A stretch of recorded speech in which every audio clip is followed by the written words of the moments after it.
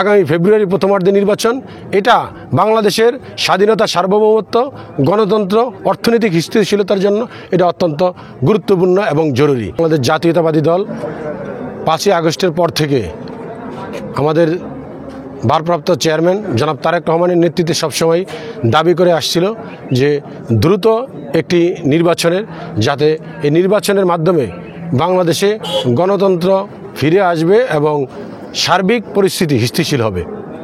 কিন্তু দেরিতে করা হলেও এই অন্তর্বর্তীকালীন সরকারের সুবুদ্ধির উদয় হয়েছে এবং ইতিমধ্যেই আপনারা জানেন যে দেশ একটি নির্বাচনের দিকে ধাবিত হচ্ছে।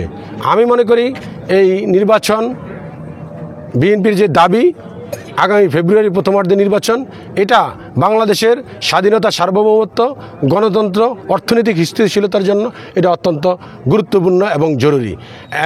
আমি মনে করি যে আগামী ফেব্রুয়ারি নির্বাচন হবে বলে আমি আশাবাদ ব্যক্ত করি। আর যে সমস্ত গণতন্ত্রকামী দল রয়েছে তারা এই নির্বাচনে অংশগ্রহণ করে বাংলাদেশকে একটি স্থিতিশীল রাষ্ট্রের দিকে নিয়ে যাবে, গণতন্ত্র প্রতিষ্ঠায় অগ্রণী ভূমিকা পালন করবে। বসুন্ধরা টিস্যু, অশুদ্ধতার বিরুদ্ধে এক বিন্দুও ছাড় নয়।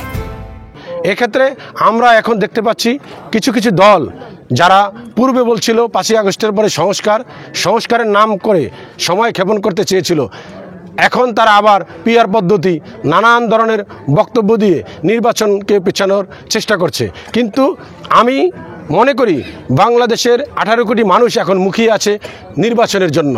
নির্বাচন অত্যন্ত জরুরি। বাংলাদেশে এখন অর্থনৈতিক বিনিয়োগ বন্ধ, বৈদেশিক বিনিয়োগ বন্ধ, বাংলাদেশের আইন শৃঙ্খলা পরিস্থিতি একটা অস্বাভাবিকের দিকে যাচ্ছে।